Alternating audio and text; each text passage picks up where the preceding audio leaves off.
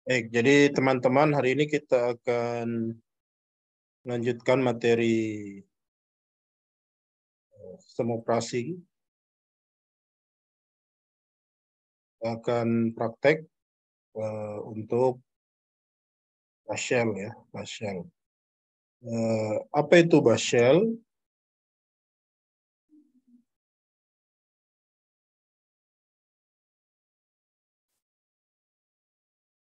Di kebanyakan program di GNU Linux itu berbasis pada teks ya, walaupun ada juga program yang berbasis pada grafikal, jadi ada grafisnya.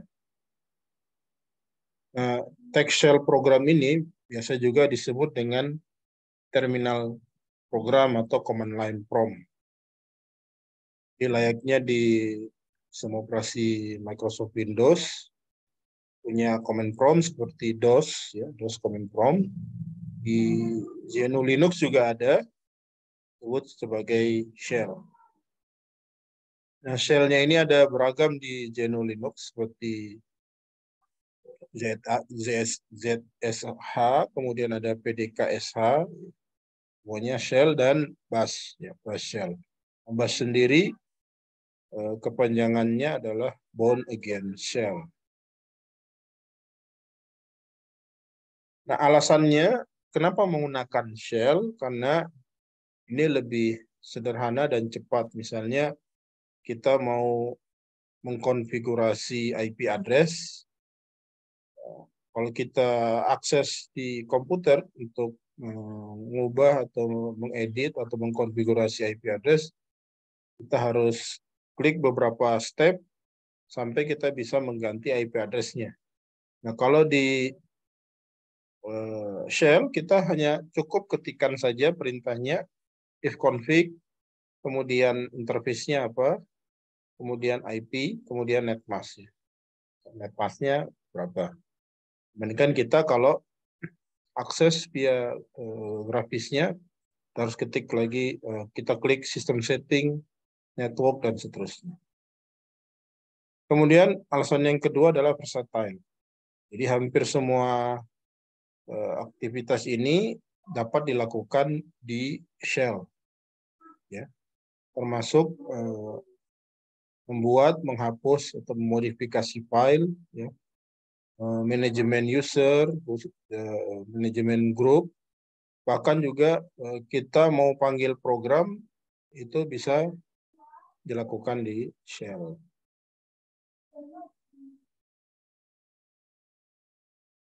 Bentar ya.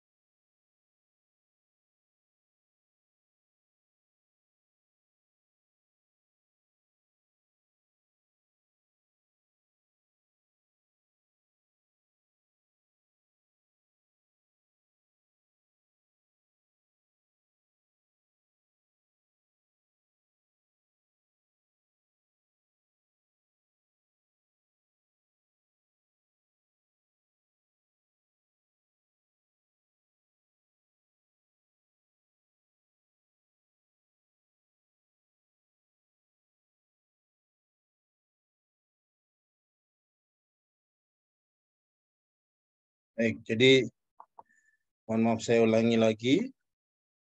Jadi hampir semua aktivitas sistemnya bisa dilakukan di shell. Nanti kita akan praktekkan beberapa perintah yang bisa langsung dieksekusi melalui shell.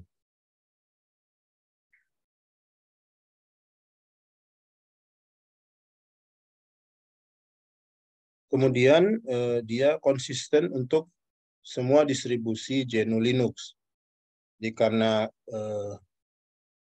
semua distribusi GNU Linux itu punya shell, maka perintah-perintahnya juga sama di semua distribusi.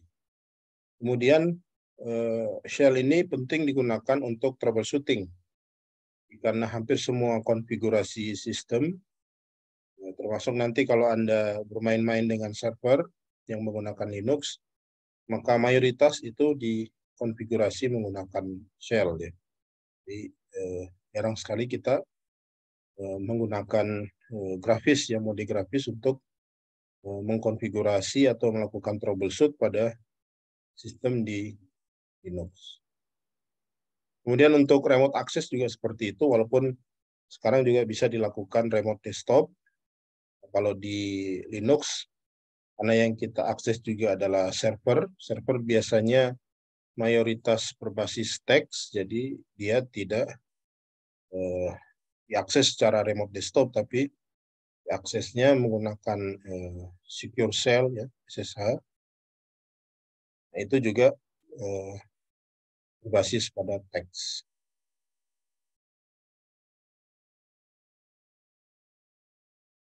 Nah, silakan nanti Anda bisa akses si shell-nya ini dengan klik dash home-nya, lalu pilih terminal. Ya. Bisa diketik terminal atau Anda tekan Alt F2 lalu ketikkan genome terminal. Kenapa genome terminal? Karena desktop-nya ini berbasis pada genome.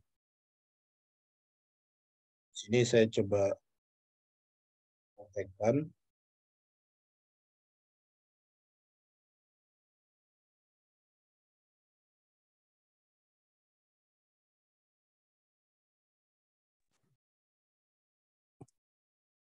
Sini Anda ketikkan genome terminal.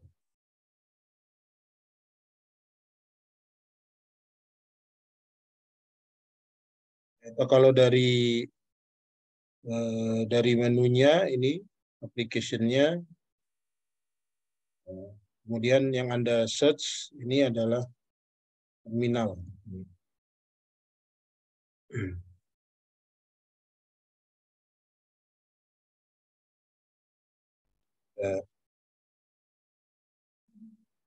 Tunggu ini programnya launching.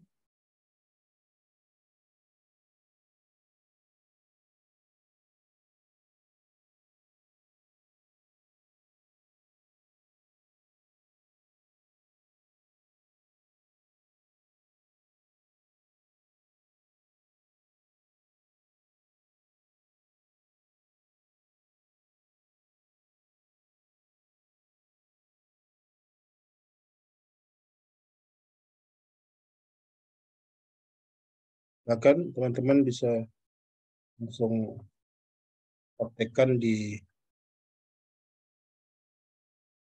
isinya masing-masing.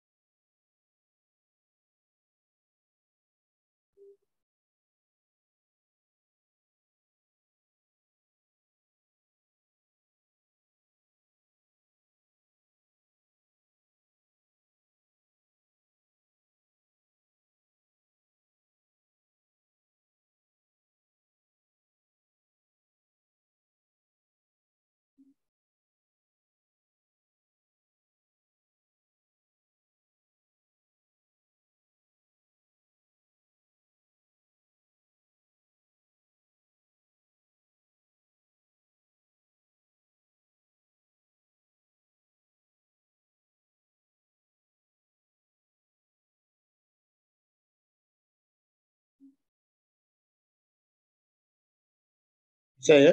Ada yang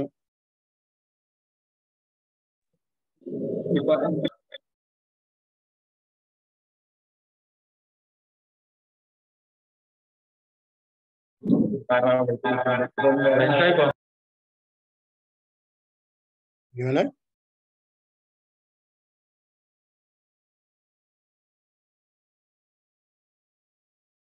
Ya, nanti tampilan shell-nya kurang lebih seperti ini ya.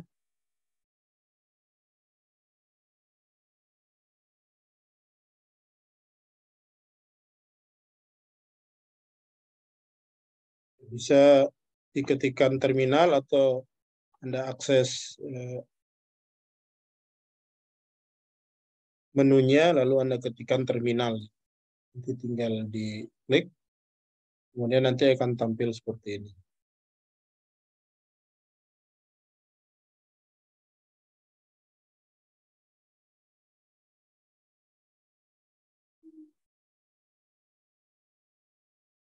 Oke, di sini saya akan jelaskan terlebih dahulu.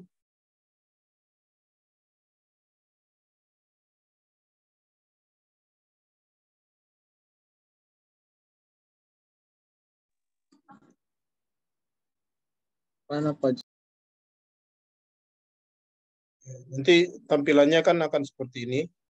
Ya, ada namanya di sini, kemudian ada add, kemudian di sini lagi ada nama, kemudian ada titik dua, ada tanda tilde seperti ini, ya. Kemudian ada tanda dolar. Nah, nama yang di depan sini, misalnya nama saya ini yang pertama adalah username. Jadi penjelasannya, kalau tampil seperti ini, shell-nya, tanda yang di depan sini, ini adalah username. Ya, jadi kita login sebagai siapa. Kemudian add bla bla bla, add bla bla bla, ini adalah hostname-nya. Hostname-nya. Kemudian ada tanda tilde seperti ini, ada cacing ya, seperti ini. Ini menandakan posisi direktorinya. Dan tanda dolar itu menandakan bahwa kita login sebagai user biasa ya. Karena nanti akan beda antara user biasa dan sebagai super user atau root. Karena tandanya nanti kalau root itu pagar, bukan tanda dolar seperti ini.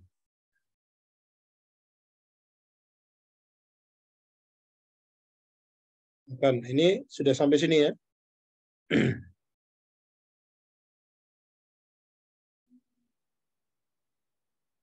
Nah, ini kita bisa buktikan dengan mengetikkan perintah whoami untuk mengetahui siapa username yang sedang aktif, whoami. Kemudian untuk hostname-nya kita ketikkan saja hostname, maka ini akan keluar sama persis dengan yang ada di sini. Kemudian PWD, PWD itu print working directory. Nanti dia ditanda tilde ini itu ke home usernya, kemudian tanda dolar ini ya menandakan bahwa ini saya sebagai user biasa bukan root.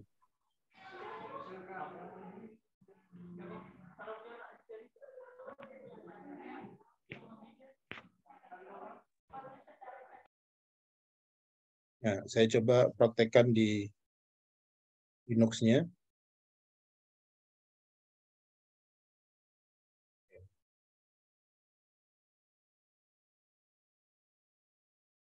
Ini,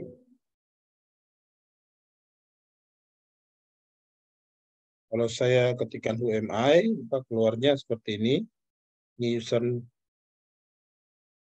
usernya, jadi sama dengan ini ya. Kemudian hostname-nya adalah Ubuntu 22. Kemudian kita ada di direktori mana, sekarang aktifnya ada di direktori home nama usernya ini. Jadi ini penjelasan satu-satu dari artinya ini ya.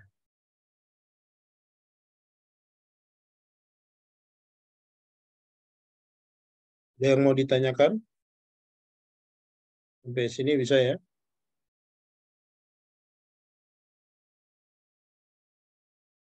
Jadi saya ulangi, who am I? Ini untuk menandakan atau mencari tahu kita sekarang loginnya sebagai user siapa. Kemudian untuk mengetahui hostname-nya, ketikkan saja hostname. Ini. Kemudian direktorinya kita ketikkan print working directory. Nah, ini ada sekarang berada di mana.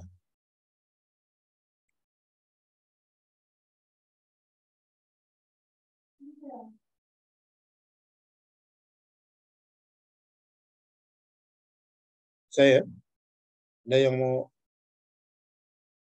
ditanyakan?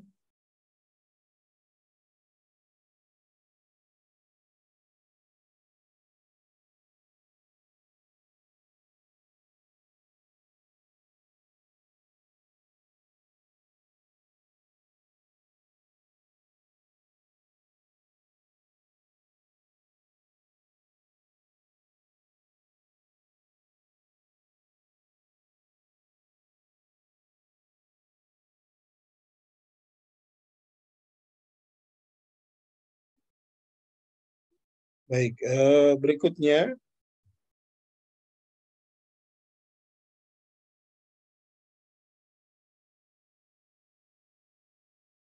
Nah, dengan Bash Shell ini kita dapat menjalankan program maupun teks ya. Jadi, misalnya program yang berupa teks. Contohnya di sini adalah kalender.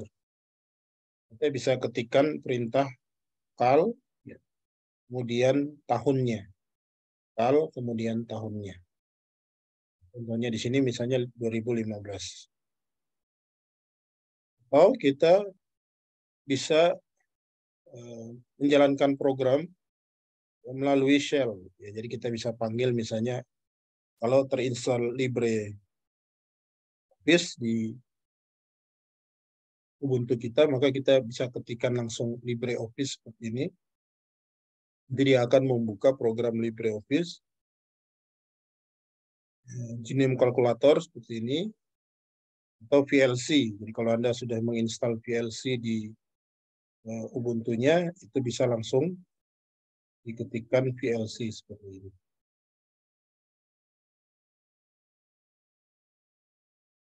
Jadi dia tidak sekedar bisa memanggil atau mengeksekusi program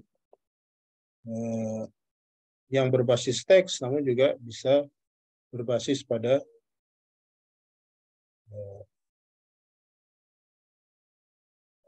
ini kalau belum diinstal, ini perintahnya seperti ini. Ada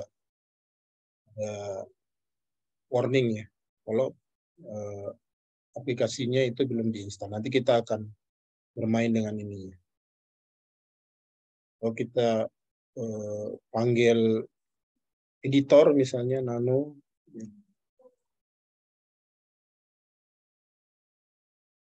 ini, nah, nanti dia akan ke programnya ini, text editor. Atau dengan Pico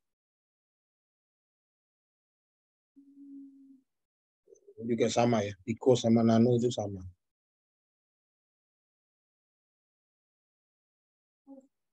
Kita panggil program yang berbasis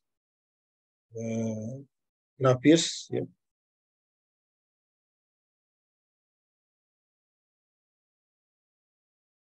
Ini misalnya kalau LibreOffice kita tinggal enter saja.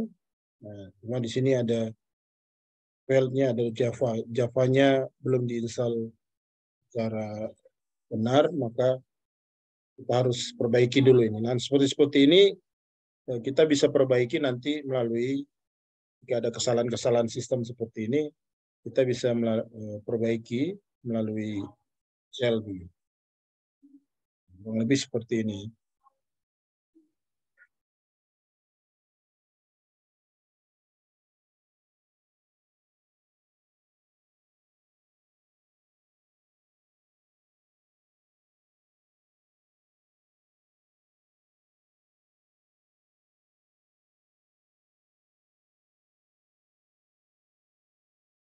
Kemudian tidak semua perintah pada Bash Shell itu harus dihafal. Jadi kita bisa menggunakan bantuan.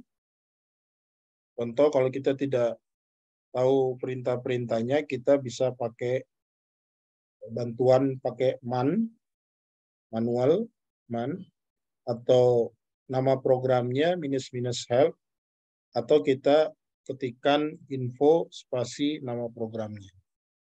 Info spasi nama programnya. Jadi tampilannya seperti ini. Kalau manual, misalnya manual cat. Cat ini apa? Ya, nanti akan muncul penjelasannya, sinopsisnya, deskripsinya. Itu juga kalau kita pakai cat minus help, nanti akan tampil opsi-opsinya seperti ini. Dan juga info. Ya, info cat nanti akan tampil juga seperti ini. Ada yang mau ditanyakan?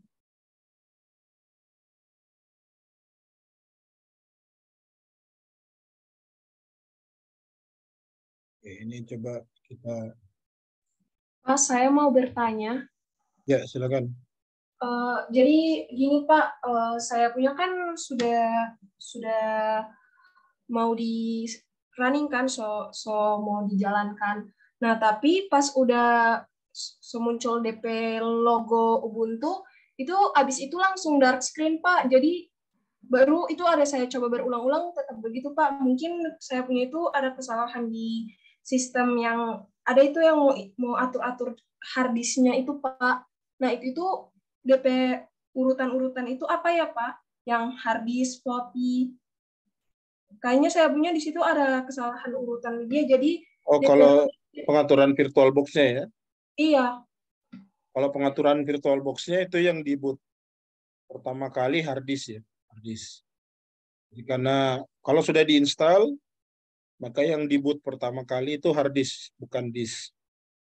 Karena kalau Anda set lagi disk, itu kalau masih terpasang ISO-nya, biasanya dia akan boot lagi ke CD instalasinya, file instalasinya. Jadi kalau sudah diinstal, sudah selesai kemarin, maka Anda balik lagi ke VirtualBox, lalu di boot ordernya Anda ganti hard disknya yang paling atas ya. Seperti itu.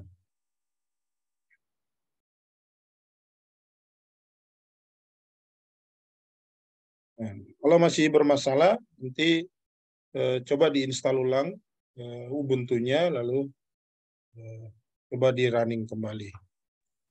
Oh iya Pak, makasih Pak. Ya, baik. Di sini ya kita bisa ketikkan manual,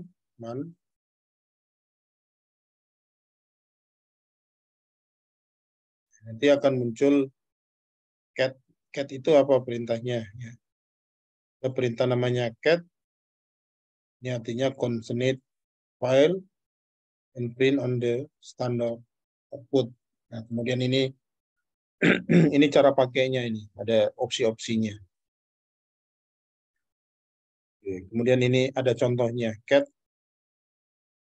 minus i f sampai g cat, nah seterusnya seperti itu.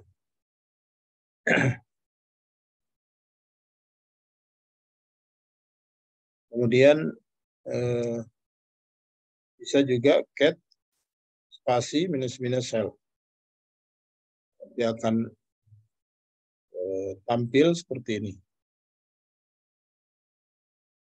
Kemudian juga ada info cat. Jadi bantuannya banyak ya. Kalau di Linux misalnya kita ada perintah namanya ls. ls itu list directory content. Nah, ini opsi-opsinya. Nanti banyak sekali opsi-opsinya. Terus kemudian kalau manual itu biasanya dia kasih beserta contoh-contohnya. Kita bisa tahu, oh ini opsi ini menampilkan apa. Atau ls minus help.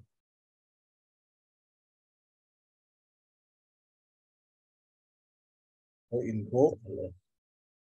Semuanya sama ya, distinct directory content. Itu untuk bantuan, ya, bantuan di shell. Kemudian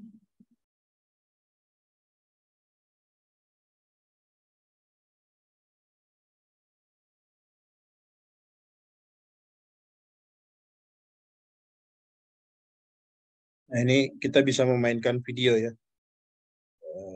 Jadi kalau di Ubuntu juga ada nama playernya, namanya Totem. Jadi kita bisa bahkan kita bisa putar videonya, kita akses dari shell, ya, seperti ini tampilannya ya.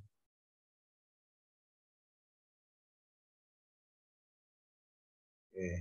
Jadi kalau Anda punya file video,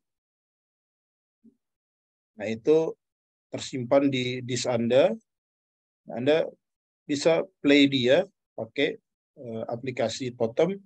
Jadi aplikasinya tidak perlu di launch dari klik, ya cukup dipanggil di shell, panggil dengan perintah itu ya. Totem kemudian arahkan ke pad videonya. Nanti dia akan kebuka seperti ini. Oke.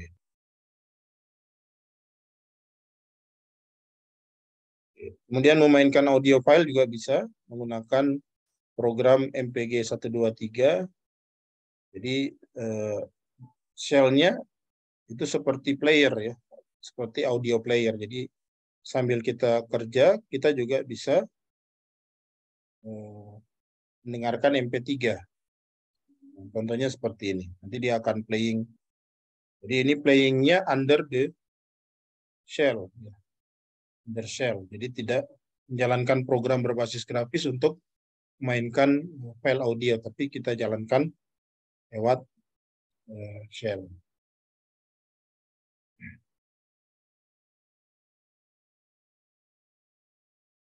Kemudian kita juga bisa mengubah atau memberikan, tidak mengubah sebenarnya, tapi kita bisa membuat alias, ya, alias perintahnya dengan menggunakan bahasa kita misalnya. Misalnya saya mau bikin aliasnya RM, jadi RM ini perintah untuk menghapus file RM. Nah, kita buat aliasnya, jadi alias hapus sama dengan ketik 1 RM, ya, ketik ya. Jadi perintah RM nanti akan sama dengan perintah hapus. Begitu juga touch. Ya, touch ini adalah file perintah untuk membuat file tanpa mengedit. Maka si touch ini pun juga kita bisa buat dia menjadi bahasa Indonesia misalnya. Nah, pakai perintah alias. Kita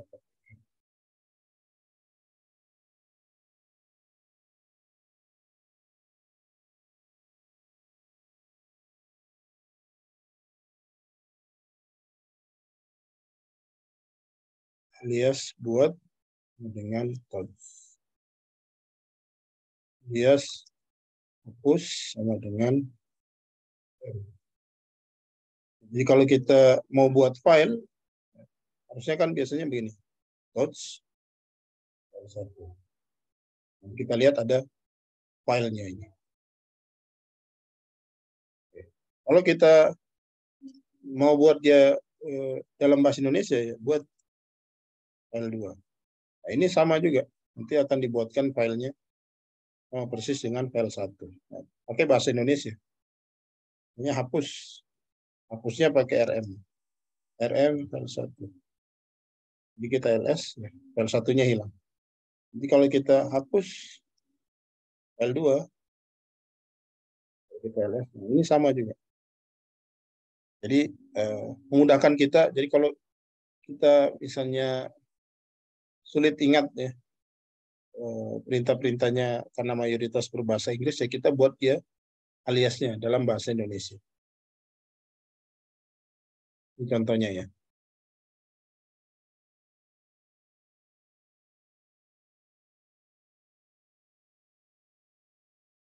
Saya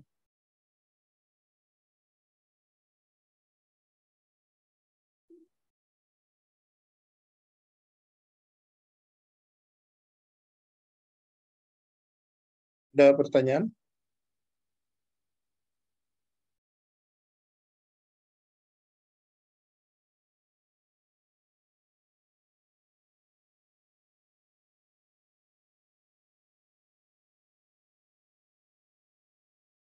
Oke, kemudian perintah-perintah terkait dengan file di Bash Shell, seperti membuat file tanpa mengedit, touch, membuat file dengan mengedit, ya, langsung diedit itu pakai Nano atau Pico. Kemudian yang berbasis grafisnya namanya gedit. Jadi sebenarnya ada banyak ya text editor di Linux, ada Emacs ya. Kalau saya cenderungnya pakai Nano ya, Nano atau Pico. Jadi karena kebanyakan kita bermain shell, maka kita bisa langsung membuat filenya, kemudian mengeditnya menggunakan Nano atau Pico. Ini saya akan coba. Jadi bedanya dia kalau tadi dengan Touch, kalau Touch itu membuat file tanpa mengedit, buat filenya tanpa diedit. Tapi kalau kita buat filenya dengan diedit, nah, ini.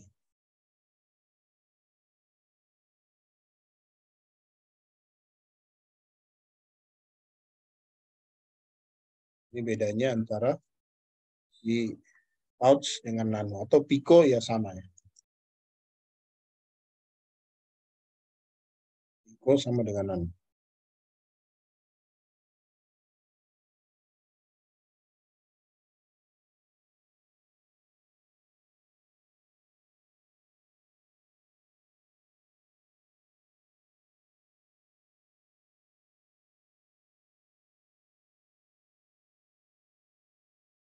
Ada yang mau ditanyakan? Kalau ada yang mau ditanyakan langsung bisa ditanyakan ya.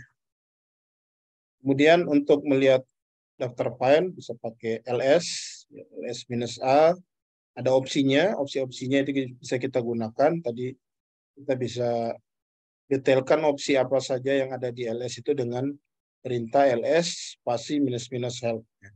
Misalnya ls-a nanti dia akan tampilkan seluruh file termasuk file yang hidden file. Jadi kalau ls saja itu hidden filenya tidak kelihatan, tapi kalau kita ls-a kelihatan semua. Kemudian ls-l ini dalam format yang panjang. ls-h dalam format yang dapat dipahami oleh manusia, human ya. Minus h human. Nah, kita bisa gabungkan juga opsi-opsinya. ls-a-lh. Jadi kita akan gabungkan antara opsi melihat file termasuk file yang tersembunyi dalam format yang panjang dan dalam format yang dipahami oleh manusia.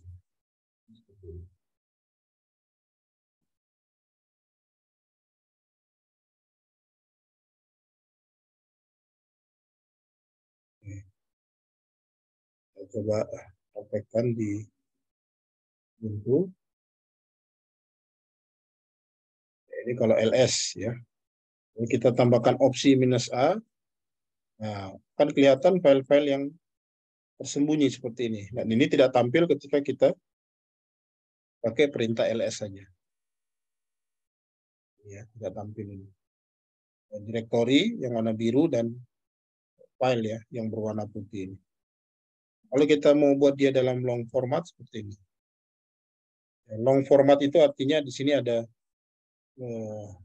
permissionnya, kemudian di sini ada user pemiliknya, pemilik file, kemudian grup pemilik file, kemudian ukurannya, lalu ada tanggal buatnya dan seterusnya namanya. Lalu kita bisa kombinasikan juga. Ini beda ya hasilnya dengan yang di atas karena hidden file-nya juga ikut ditampilkan.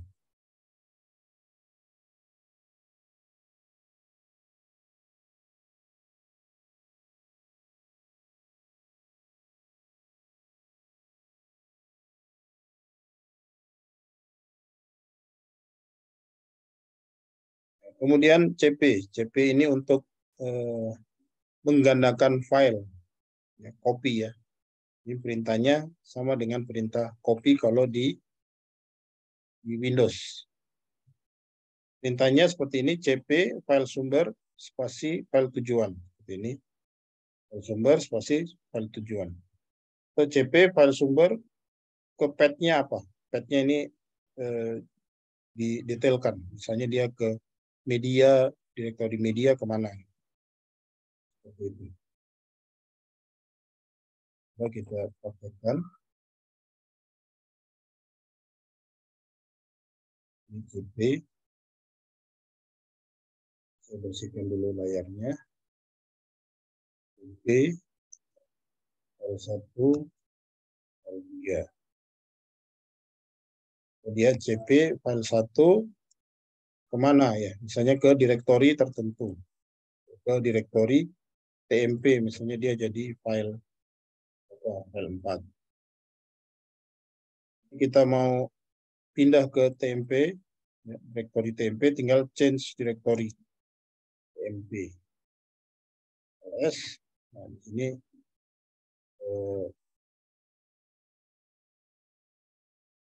ada file yang kita kopikan tadi. File 1 ke direktori file 4.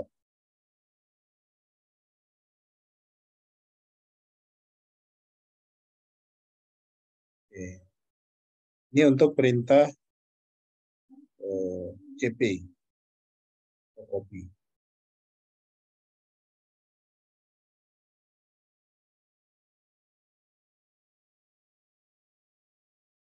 Kemudian untuk memindahkan atau merename, ya, memindahkan atau merename itu perintahnya sama, yaitu mv.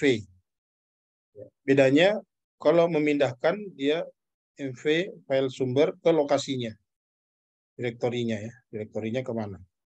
Kalau mengubah, ya ini nama aslinya, terus kita rubah ke nama yang baru, ya, nama file yang baru.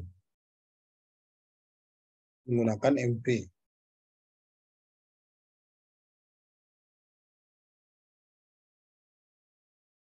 Jadi kalau dia rename, misalnya ls dulu, 1, 2, dan 3. 3 menjadi yang baru. Kalau saya ls, nah file 3-nya berubah nama menjadi file baru. Tapi kalau kita mv file baru, tmp, nah itu artinya memindahkan file baru ke direktori tmp. Jadi kalau kita ls, nah, file barunya sudah tidak ada lagi di sini. Nah, itu bedanya antara mv untuk merename dengan mv untuk memindahkan filenya. Move dengan rename, perintahnya sama di bash shell, yaitu mv. Hanya perlakuannya saja yang beda di belakang.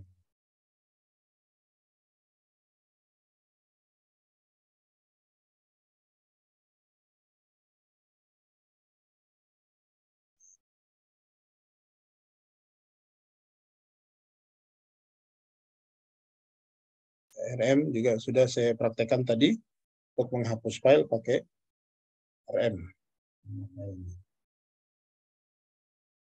Kemudian untuk berpindah direktori menggunakan cd, ya, cd change directory ke direktori tertentu, atau cd titik-titik. Kalau cd titik-titik, titiknya 2 itu artinya dia naik 1 level. Kalau cd spasi titik, ya artinya dia tetap di direktori itu. Jadi bedanya cd spasi titiknya ada 2, itu artinya dia naik 1 level. Kalau cd spasi titiknya 1, dia tetap di direktori itu. Ini kita praktekkan.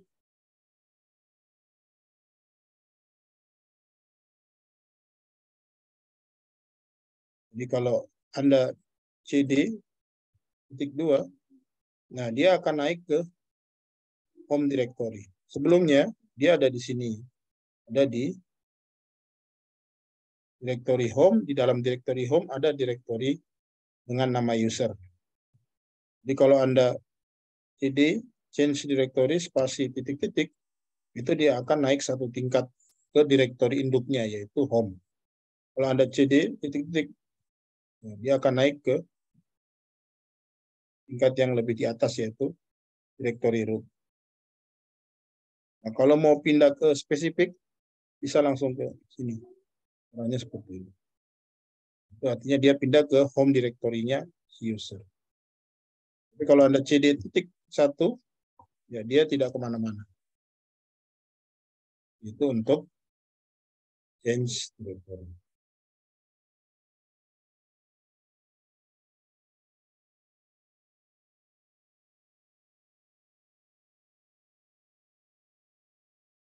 Ada yang mau ditanyakan? Bisa ya? Jadi kurang lebih seperti itu untuk shell. Nanti kita akan lebih banyak bermain dengan shell sampai dengan akhir pertemuan. Masih ada manajemen user dan grup, kemudian ada manajemen file di dalamnya, kemudian juga ada tentang package management, dan nanti ada programming menggunakan bash programming. Itu dia teman-teman untuk hari ini. Silakan kalau ada yang mau ditanyakan. Untuk rekaman perkuliahan hari ini yang ketinggalan nanti bisa dilihat lagi di YouTube, nanti akan saya upload ke YouTube.